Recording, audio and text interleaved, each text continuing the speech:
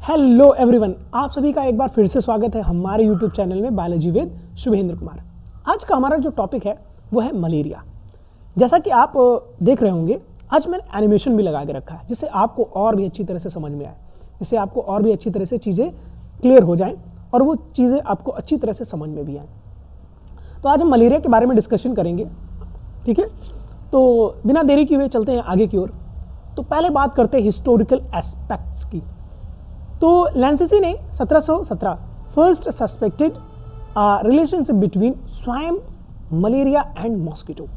इन्होंने ये चीज़ देखी थी कि जहाँ पर गंदगी होती है, जहाँ पर दलदली क्षेत्र होता है, पानी की ज़्यादा अवेलेबिलिटी होती है या गंदगी ज़्यादा होती है, वहाँ पर उन्हें देखने को मिला कि लोगों में ज़्यादा मलेरिया हो रहा है। तो उन्होंने इसका नाम भी इसीलिए मलेरिया का मतलब जो पहले के 3 वर्ड है मैल, वो यानी कि गंदे स्थानों पर।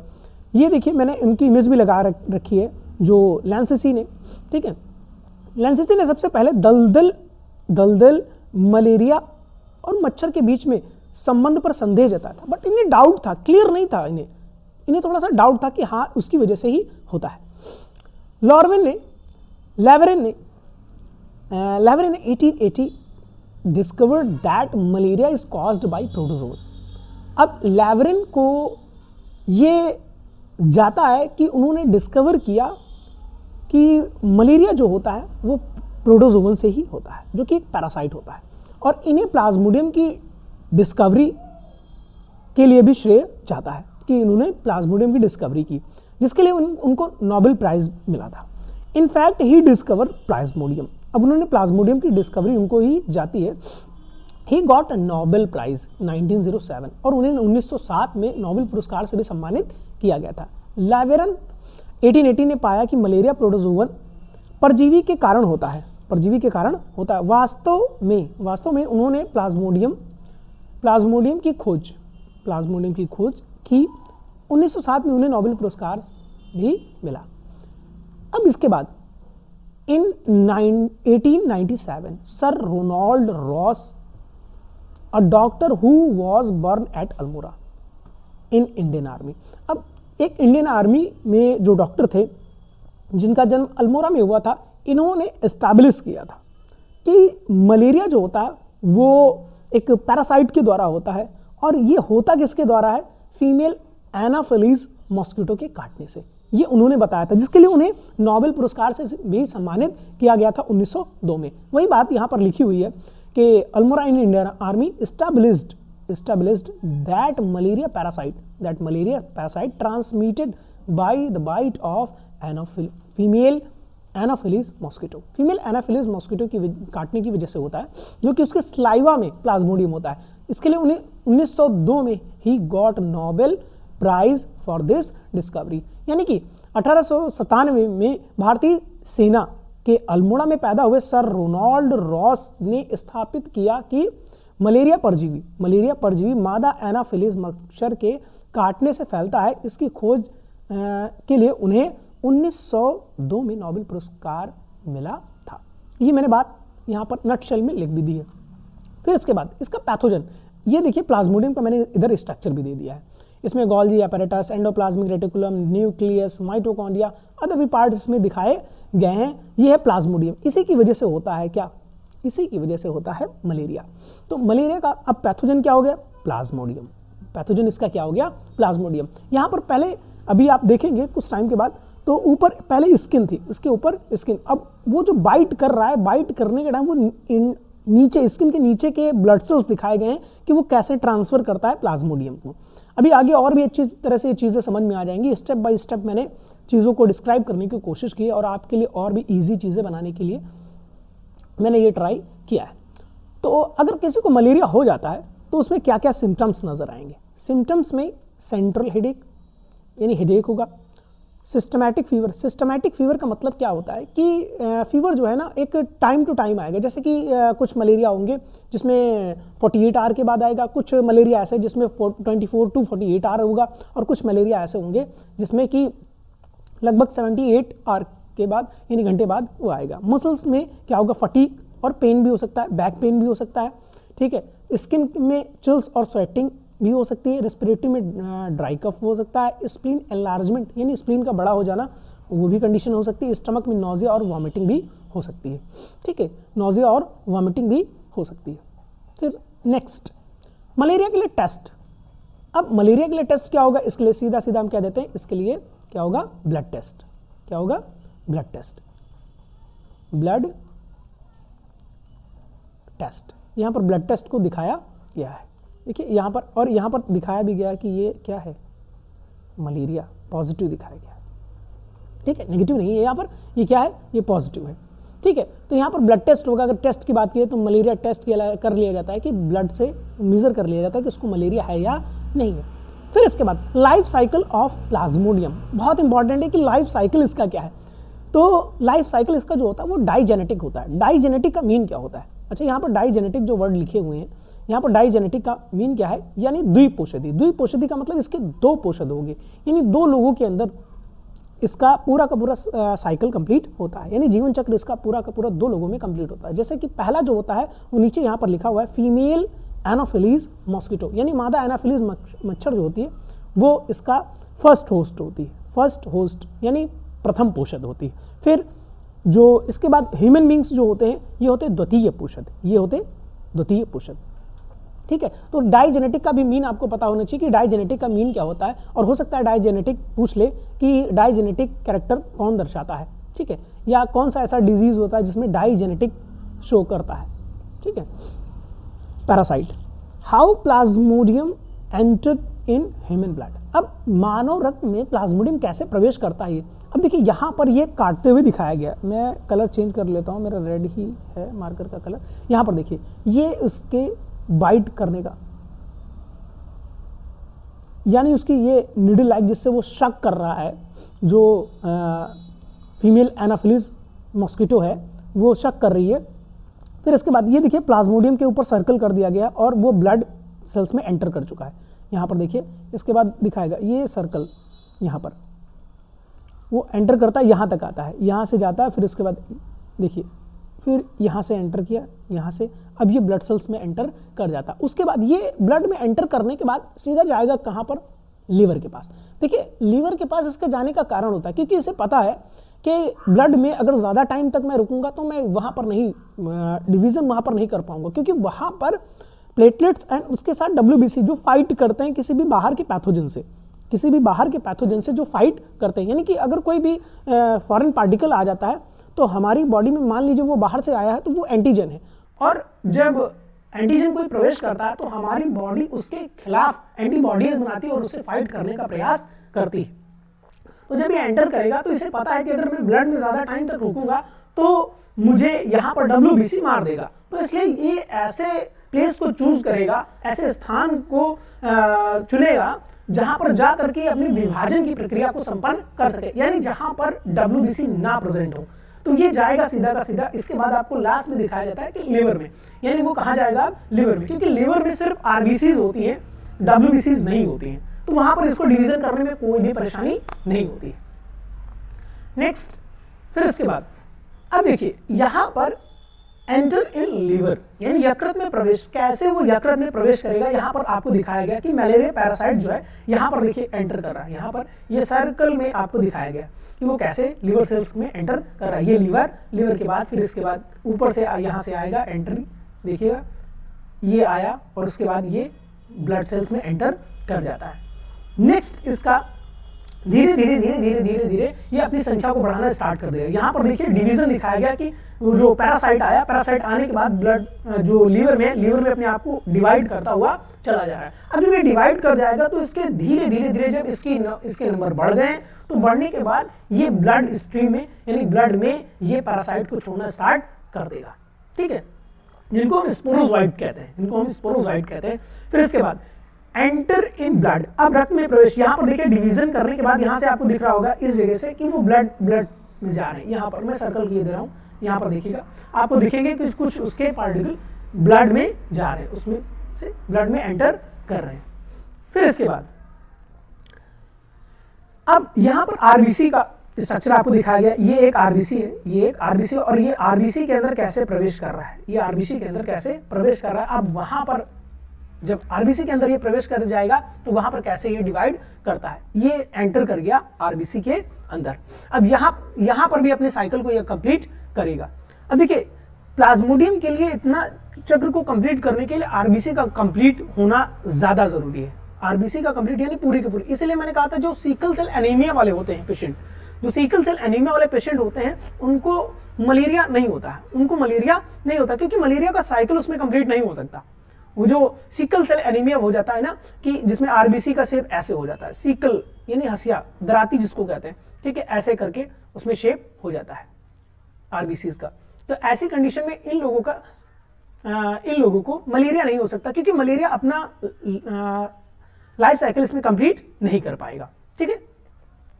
फिर इसके बाद इंक को मैं इरेज कर देता हूं, इंक को मैं इरेज कर देता हूं, ये है ना, वरना आपको आइडेंटिफिकेशन में प्रॉब्लम होगी। हाँ जी, फिर इसके बाद देखिए अब ब्लड सेल्स में एंटर करने के बाद यानी आरबीसी में एंटर करने के बाद ये आपको दिख रहा है कि यहां पर धीरे धीरे डिवाइड करता रहेगा और उसके बाद फिर वो जितने भी स्पोरोजाइट है फिर वो आगे दूसरी सेल्स को इन्फेक्ट करना स्टार्ट कर देंगे। ये देखिए ब्लड सेल्स दिख रहा होगा कि कई सारे यहां पर देखिएगा कई सारे वो स्पोरोजाइट अब ब्लड या आरबीसी में एंटर कर जाते हैं, ठीक है। नेक्स्ट यहां पर अब देखिए अब जो उसके अंदर एंटर कर चुके हैं, अगर उस जिस पेशेंट के अंदर काफी ज्यादा स्पोरोजाइट हैं और उसको जब कोई मच्छर काटेगा तो उसमें क्या होगा कि जब उसको कोई मच्छर काटेगा तो वो स्पोरोजाइट उसके अंदर चले जाएंगे।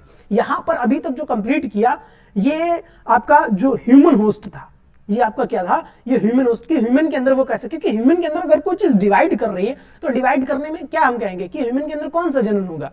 अगर कोई भी चीज डिवाइड कर रही है, अगर कोई चीज या कोई एनिमल या कोई भी जीव अगर डिवीजन कर रहा है तो डिवीजन प्रोसेस किस में आता है, अलैंगिक जनन में कि लैंगिक जनन में आता है, तो वो अलैंगिक जनन में आता है, ठीक है, एसेक्सुअल रिप्रोडक्शन में आता है। तो अब इसलिए इसमें दो अलैंगिक और लैंगिक दोनों प्रकार के ही जनन पाए जाते हैं। तो अभी तक जो हमने पढ़ा वो अलैंगिक जनन प्रक्रिया थी जो कि मनुष्य के अंदर संपन्न होती है, इसके बाद हम पढ़ेंगे, अब पढ़ने जा रहे हैं कि लैंगिक जनन की प्रक्रिया कैसे संपन्न होती है। और आपको पता है लैंगिक जनन में क्या होना चाहिए कि एक होगा मेल पार्ट और एक होगा फीमेल, ठीक है, यानी मेल के थ्रू स्पर्म और ओवम होगा फीमेल के थ्रू, जो कि एक मिल करके जाइगोट बनाएंगे और आगे वो रिप्रोड्यूस करेंगे, यानी आगे अपनी जनरेशन को बढ़ाते रहते हैं।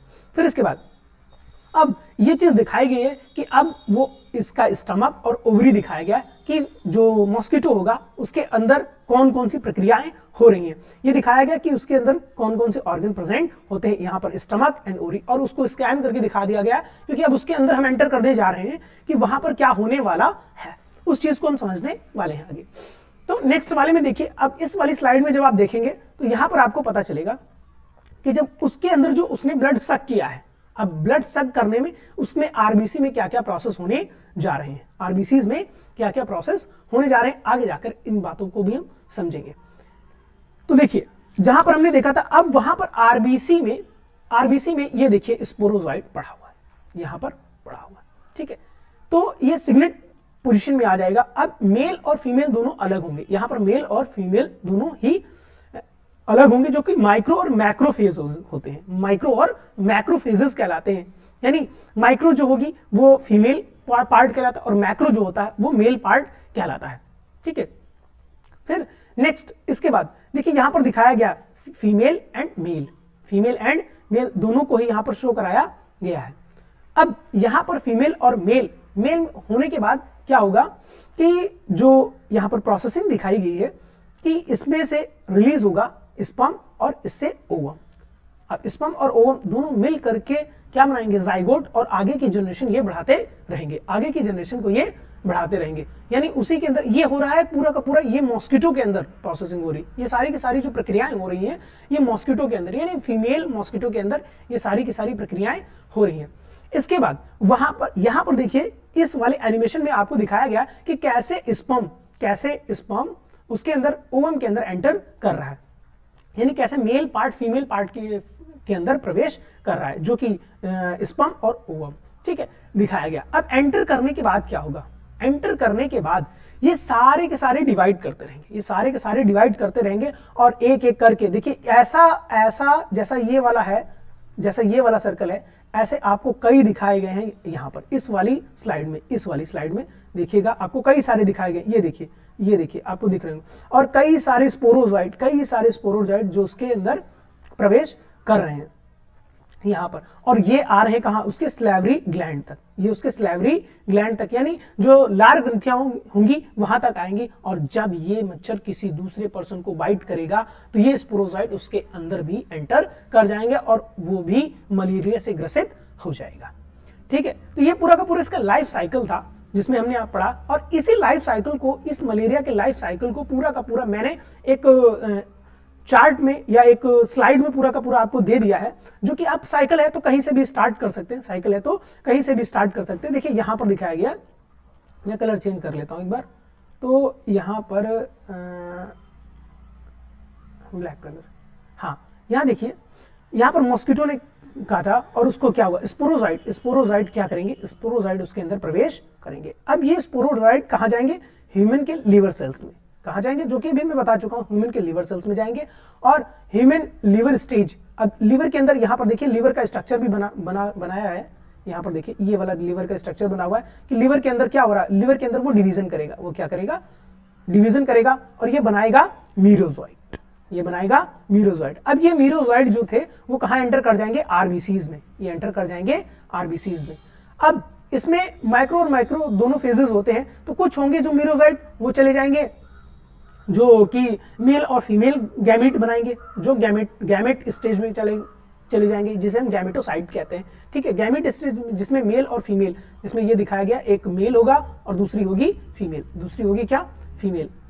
ठीक है, और कुछ होंगे जो ह्यूमन सेल्स में फिर से एंटर कर जाएंगे आरबीसी को इन्फेक्ट करने के लिए, जो कि ये सर्कल के रूप में वापस फिर से आरबीसी के लिए दिखा दिया गया है। ठीक है, अब देखिए यहाँ पर मॉस्किटो के अंदर क्या स्टेजेस होंगी, अब मॉस्किटो के अंदर क्या प्रोसेसिंग, सारी प्रोसेस हो रहे हैं। अब ये मेल और फीमेल गैमेट जो होंगे और इसमें गैमेट दोनों मिल जाएंगे। ठीक है, तो ऊकाइनेट स्टेज आएगी, ऊकाइनेट जब स्टेज आएगी, ऊकाइनेट में फिर बनाएंगे ये ऊसिस्ट, जो कि अभी बताया था, ऊसिस्ट जब बनेगा तो इसके अंदर कई सारे स्पोरोजोइट देखिए बन रहे हैं, और जब ये किसी को फिर से बाइट करेगा तो ये सारे के सारे उसके स्लाइवरी ग्लैंड से होते हुए स्पोरोजोइट उसके मच्छर के अंदर पहुंच जाएंगे।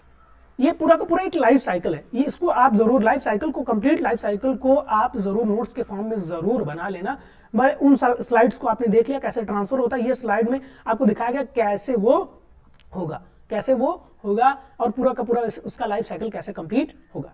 फिर इसके बाद आपसे पूछेगा, ये बहुत इंपॉर्टेंट क्वेश्चन है, यहां से आपको क्वेश्चन भी आ सकता है, एग्जाम में भी पूछ सकता है कि इन्फेक्टिव स्टेज क्या होती है, इन्फेक्टिव स्टेज ऑफ प्लाज्मोडियम। तो इन्फेक्टिव स्टेज जो होती है वो स्पोरोजोइट होती है, यानी प्लाज्मोडियम की जो संक्रामक अवस्था होती है वो स्पोरोजोइट होती है, वो होती है स्पोरोजोइट। और फीडिंग जो होती है तो वो होती है ट्रोफोजोइट, यानी प्लाज्मोडियम की जो भोज्य अवस्था होती है, जहां पर वो अपना फीड करता है, जहां पर वो खाना खाता है, वो होती है ट्रोफोजोइट कंडीशन, यानी feeding stage of Plasmodium is trophozoite. ठीक है, नेक्स्ट, अब ट्रीटमेंट क्या है इसके लिए, अगर किसी को हो जाता है तो उसके लिए ट्रीटमेंट क्या है। देखिए, ट्रीटमेंट के लिए जो मैं ड्रग्स बताऊंगा वो ड्रग्स आपको किसी को रिकमेंड नहीं करना है, वो आपको किसी को रिकमेंड नहीं करना, सिर्फ आपको अपने नॉलेज के लिए, जनरल नॉलेज के लिए आपको अपने, मैंने ये नहीं कि किसी को बोला और कहने लगे मलेरिया हो गया और उसको लिख के दे दिया जाओ मेडिसिन खा लो जाके, ऐसा नहीं, कुछ अथॉरिटीज होती हैं। ठीक है, तो यहाँ पर ट्रीटमेंट में ओल्डेस्ट ड्रग, यानी जो पहले ड्रग इस्तेमाल की जाती थी वो कुनैन थी, या क्विनीन भी कहा जाता है, is extracted from bark of cinchona tree. ये देखिए मैंने बार्क भी उसकी लगा के रखी है, बार्क का मतलब होता है छाल, जो सिनकोना की छाल होती थी ना उससे बनती थी, जिसका नाम था कुनैन। तो कुनैन उसका नाम, ड्रग का नाम रखा गया था, यानी कि सबसे पुरानी जो दवा इस्तेमाल की जाती थी। ये भी पूछा जा सकता है कि सबसे पुरानी या पहले के समय में कौन सी मलेरिया के उपचार में सबसे पुरानी दवाई कौन सी इस्तेमाल की जाती थी, कुनैन थी, जो कि सिनकोना के पेड़ की छाल से निकाला जाता था। एंटी मलेरियल ड्रग जो आजकल इस्तेमाल की जाती है, तो पहली है क्लोरोक्विन, प्रिमाक्विन, ठीक है, सल्फाडॉक्सिन, फिर डैप्सुन, फिर पैलोड्रिन, ये सारी की सारी मेडिसिन आज इस्तेमाल की जाती है। इनके मेडिसिन के नाम आप याद रखना, जिससे आपको थोड़ा और इजी हो ठीक है, इनके यानी कि इसमें से 2-3 ड्रग के नाम तो पता ही होना, जैसे क्लोरोक्विन, प्रेमाक्विन, सल्फाडॉक्सिन, रैप्सोन और पेलुडिन। ये 5 मैंने दिए, इसमें से 3-4 तो आपको नाम याद होने ही चाहिए और इसके बारे में तो जरूर पता होना चाहिए। ये यहाँ पर ओल्ड वाला ये वेरी इंपॉर्टेंट, ये वेरी इंपॉर्टेंट यहाँ पे लिख लीजिएगा, ये वेरी इंपॉर्टेंट है। ठीक है, अब देखिए next, world malaria day. World malaria day कब मनाया जाता है? 25 अप्रैल, 25 अप्रैल को वर्ल्ड मलेरिया डे भी मनाया जाता है। इसको भी आप लिख लीजिएगा कि वर्ल्ड मलेरिया डे, इस ये एग्जाम में भी पूछा जा सकता है, 1 नंबर में क्वेश्चन आ सकता है कि वर्ल्ड मलेरिया डे कब मनाया जा सकता है, जा सकता नहीं, जाता है। ठीक है, फिर इसके बाद वर्ल्ड मॉस्किटो डे कब मनाया जाता है? 20 अगस्त, 20 अगस्त को मनाया जाता है वर्ल्ड मॉस्किटो डे। ठीक है, तो आज का जो जितनी भी चीजें थी, अगर कुछ भी नहीं समझ में आया तो आप कमेंट करके पूछे, और जो बच्चे क्लास मेरी लेते हैं रेगुलर ऑफलाइन क्लासेस जो आते हैं ऑफलाइन क्लासेस में मेरी, या जिनको मैं पढ़ाता हूं, वो भी पूछ सकते हैं, वो क्लास में भी डिस्कस कर सकते हैं कि हाँ ऐसा क्यों होता है वहां पर। ठीक है, तो इसके बाद हमारे चैनल को लाइक करें, सब्सक्राइब करें और शेयर करें, और इस वीडियो को भी ज्यादा से ज्यादा शेयर करें तो ज्यादा से ज्यादा लोगों तक ये नॉलेज पहुंच सके। थैंक यू क्लास, आज के लिए इतना ही। Thank you so much.